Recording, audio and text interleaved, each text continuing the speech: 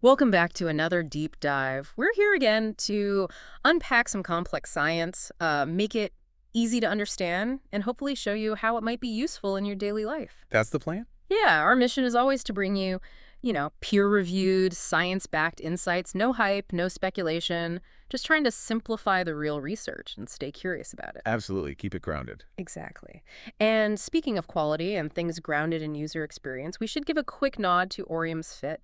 They were actually recognized as Best Product of the Year for both 2024 and 2025 by productreview.com.o. Oh, wow. That's Australia's big one, right? Yeah, the leading product review authority there. It really says a lot, I think, about their dedication to innovation and making stuff that people actually find useful. That's quite an achievement, 2 years running. Definitely.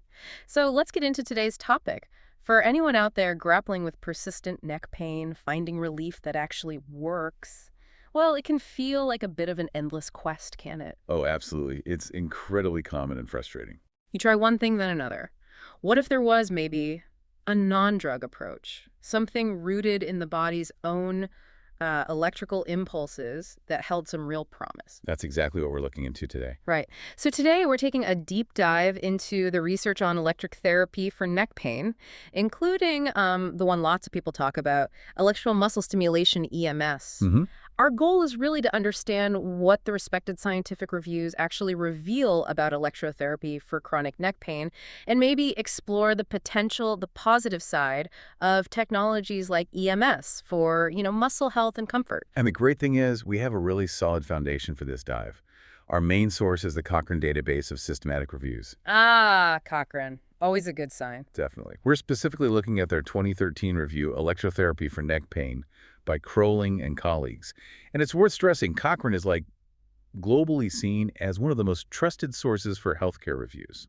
Their methods are super rigorous, totally unbiased. They really are the gold standard. So what did this Cochrane review actually cover? Well, it wasn't just a quick look. They meticulously analyzed 18 separate clinical trials.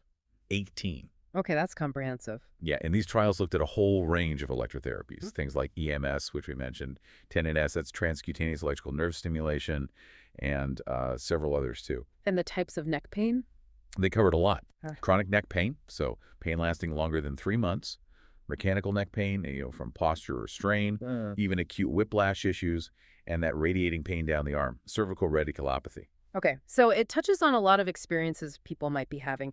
Let's maybe unpack some of these specific therapies. What about 10NS? What did the review find there?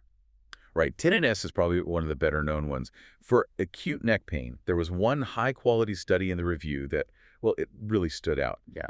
It found TENS significantly reduced pain. We're talking a 3.2-point drop on a 10-point scale, visual analog scale, or VAS after just 10 sessions. Wow, 3.2 points is quite noticeable. Good. It is. And maybe even more telling, patients using 10NS were 2.5 times more likely to say they felt meaningful pain relief compared to the placebo group. Okay, so for acute pain, that sounds like a pretty strong signal. What about chronic neck pain? Well, for chronic pain, the picture for 10S was, let's say, a bit more mixed, more nuanced. How so? One study in the review didn't find a statistically significant difference after 4 weeks, but another one did show some moderate improvement, about a 1.5-point reduction on that VAS scale, but only when 10NS was combined with exercise. Okay, so combined with exercise, that makes sense. Maybe not a standalone fix for chronic pain, but potentially helpful as part of a bigger plan. That seems to be the implication. The overall conclusion from Cochrane on 10NS was cautious. They said very low-quality evidence determined that 10NS might be more effective than placebo. So potential, but with a note on the evidence quality. Right, that evidence quality caveat is always important with these reviews. Crucial. So moving beyond 10NS, did the review look at other promising types of electrotherapy? It did, yeah. There were a few others that showed some interesting results. Pulse electromagnetic field therapy, PEMF. EMF, okay. One study showed a really significant pain reduction with PEMF. Patients went from an average pain score of 6.0 down to 2.4 on that VAS scale. That's a big drop. Huge. And that was after just 14 sessions over 2 weeks. Plus, they saw functional improvements too, about 20% better neck mobility and daily function based on the Neck Disability Index. So impacting daily life, not just the pain score. Exactly. Then there was interferential current therapy, or IFC. IFC. One study there reported a short-term pain reduction from 7.0 down to 3.8 on the VAS over just 4 sessions. And it also improved neck range of motion by about 18% after only a week. Quick results in that case. Seems like it. And finally, repetitive magnetic stimulation, RMS. The review suggested this one might be more effective than placebo for short-term reduction of chronic neck pain and disability. Interesting. So quite a variety of electrical approaches being studied. Yeah, it really shows the breadth of research in this area, even back in 2013, each using slightly different electrical or magnetic principles. Okay, so now let's get to the one I think a lot of people are curious about. EMS, electrical muscle stimulation. How did that fare in this specific Cochrane review? Right. This is where it gets, well, really interesting and needs a bit of careful interpretation. So the Cochrane review did mention EMS, but noted it was used in fewer trials compared to, say, TNS. Yeah. Only 2 studies in this particular review directly involved EMS. Okay, fewer studies. And the finding? Well, the review's direct conclusion regarding pain reduction was pretty blunt. It stated that very low-quality evidence showed that modulated galvanic current, iontophoresis, and electric muscle stimulation, EMS, were not more effective than placebo. And it also said electrical muscle stimulation, EMS, and a static magnetic field did not reduce pain or disability. Okay, so based purely on those 2 studies in that 2013 review, it sounds like a bit of a dead end for pain relief specifically. That's how it might sound initially, yeah. But this is exactly where we need to look beyond that specific finding about direct pain scores and consider the nuance what EMS technology actually does and what other research, maybe focusing on different outcomes, suggests. Right, because pain isn't the only factor, especially with chronic neck issues. There's stiffness, tension, muscle fatigue. Precisely. While EMS wasn't the main focus for pain in most trials in this review, we have to remember that technologies like TENS, which did show some positive signals for pain, share some underlying mechanisms with EMS. They both use electrical impulses. Okay, similar mechanisms, but maybe different targets or intended effects. Exactly. TENS primarily targets nerves for pain signaling, while EMS is designed more for stimulating muscle contractions. But the fundamental idea of using electricity therapeutically is related. So what does EMS do then, according to other research or understanding? What are its established effects? This is key.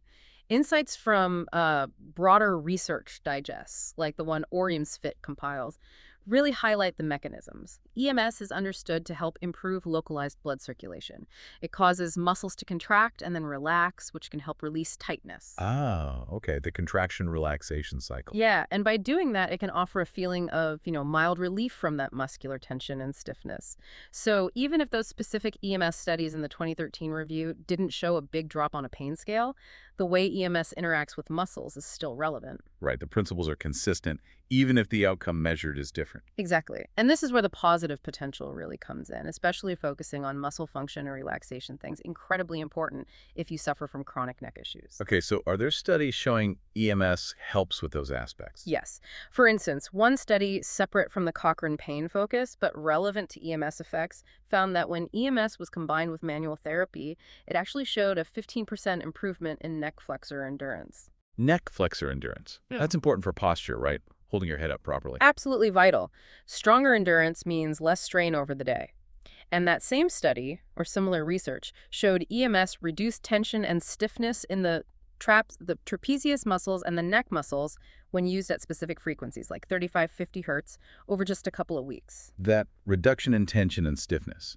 I can see how that would feel beneficial, even if the pain score didn't change dramatically in another study. That's the crucial point. It's addressing the muscle side of the problem, the tightness, the fatigue, the lack of support, which often goes hand in hand with chronic pain. So the takeaway isn't necessarily EMS cures neck pain, but maybe more like EMS could be a useful tool for managing the muscle-related symptoms associated with neck pain. Exactly. So if you're out there exploring options, this suggests that EMS, like the kind you find in, say, Orium's Fit muscle stimulators, might offer some real supportive benefits. It could potentially help with local blood flow, promote that muscle relaxation, ease stiffness, reduce that feeling of tension. Making you feel more comfortable, maybe more functional after a long day. Precisely.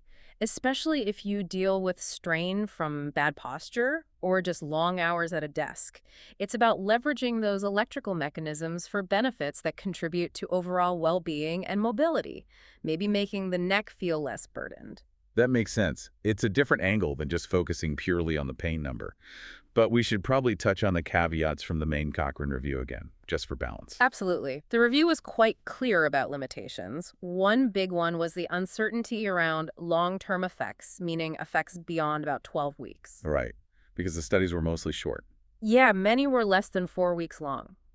So drawing conclusions about lasting relief is really difficult. That's a common challenge in research, getting funding for long-term follow-up. Definitely. And what was their overall bottom line again? They were quite cautious. They said, and I'm paraphrasing slightly, "We can't make definite statements on the efficacy and clinical usefulness of electrotherapy for neck pain." They emphasized the low or very low quality of the evidence meant they were uncertain about the effects. And that future research could change things. Yeah, they explicitly said, "Further research is very likely to change both the estimate of effect and our confidence in the results." They also pointed out potential funding bias in some studies, especially PEMF ones. Right. Always important to consider who funded the research. So, potential, but more high-quality, long-term research is definitely needed. Without a doubt. But it is really fascinating when you think about how long this idea of using electricity therapeutically has been around. Did you know Luigi Galvani, back in the late 1700s? With the frog legs. That's the one. He noticed electric currents could make muscles twitch. That was like the very, very early foundation for technologies like EMS. Crazy, huh? It really puts it in perspective. Old ideas getting new life with modern tech. Totally. So, look, while the big picture definitive research on direct pain relief is still evolving, it's pretty clear there's growing interest in non-drug options, supportive options like electrotherapy for just general wellness and muscle comfort. And that's where companies applying this tech come in? Exactly. And this is where a brand like Orium's Fit is positioning itself. Their Orium's Fit Ultimate devices, for example, they're muscle stimulators enhanced with EMS technology. They're designed to be portable, easy to use on the go. But still effective. Yeah, while still delivering an effective experience aimed at muscle relaxation and helping with that recovery feeling. And their commitment seems solid. Besides winning those Best Product of the Year awards twice, Which is impressive. they have tens of thousands of users around the world. You see people sharing experiences on Facebook, YouTube, TikTok. If you search hashtag neck theater on TikTok or Instagram, there's something like 17 million views. Wow, 17 million. That's serious buzz. Yeah, shows their products, including that neck theater, have really caught on, promoted by some major influencers too. And the user feedback seems strong, nearly 500 Google reviews, averaging 5 stars. That's solid social proof. Now, you mentioned the neck theater there. Yeah. Just to clarify, that one's different, right? It's not an EMS device or a massager? Oh, absolutely right to clarify. Thanks for catching that. Yeah, the neck theater is totally different. It's actually an innovative 8D audio device. 8D audio, so for sound. Exactly. It's designed for an immersive audio experience, makes music feel really live, but importantly, it doesn't block your ears, so you stay aware of your surroundings. Plus, it helps with safer hands-free phone calls. So, wellness-related, but through sound, not massage or EMS. Oh, good distinction to make. So wrapping up the research side, what's the main takeaway from this deep dive? Well, I think ultimately what this shows is that the science for electrotherapy, specifically for chronic neck pain relief, is, still developing. It needs more robust, longer-term studies. But there are promising signals. Yeah. Yes, definitely promising signals for short-term relief and functional improvements with things like TENS, PEMF, and IFC. And for EMS, while its direct hit on pain scores needs more research, its potential supportive role. For muscle function, relaxation, stiffness. Exactly. That's an area of real growing interest and potential benefit that shouldn't be dismissed just because it didn't top the pain charts in that specific 2013 review context. Makes sense, a broader view of benefit. And of Yeah. course, the standard, very important disclaimer. Always. This deep dive, it's purely for informational purposes. It is absolutely not medical advice. You should always, always consult a qualified health professional, your doctor, your physio, for any treatment decisions about your chronic pain. Couldn't agree more. Essential advice. So if you are curious, though, about how technologies like EMS are being used for wellness and muscle support, maybe check out the Orium's Fit website. See what they offer. Yeah, you can explore their muscle stimulators with EMS. They also have powerful massage guns, soothing eye massagers, different tools for different needs. And it's worth noting, their EMS and massager products, if you buy them at full price, come with a limited conditional lifetime warranty program. Lifetime warranty. That shows confidence. It does. Plus, they have a good warranty on the neck theater audio device, too. And if you want to dig deeper into the research yourself, they have the Orium's Fit Research Digest blog. Oh, they link to the studies. Yeah, they provide links to the original papers so you can actually fact-check, read the abstracts, explore further yourself. Just head over to oriums.fit, ORAEMS.FIT. Oriums.fit. Got it. So, thinking about all this, what does it really mean for you listening? Maybe it just raises a question. In that whole journey of managing chronic pain and discomfort, are we sometimes overlooking the broader potential of these electrical therapies? Not as a magic cure, maybe.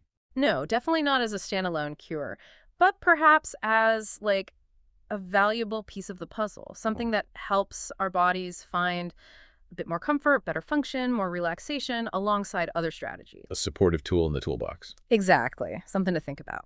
Well, thank you so much for joining us for this deep dive. Always a pleasure. If you found this chat valuable, please do share it with someone you think might benefit. Leave us a review on Spotify if you can. It really helps. And make sure you follow the deep dive to stay part of our science-loving community. All right. Until next time.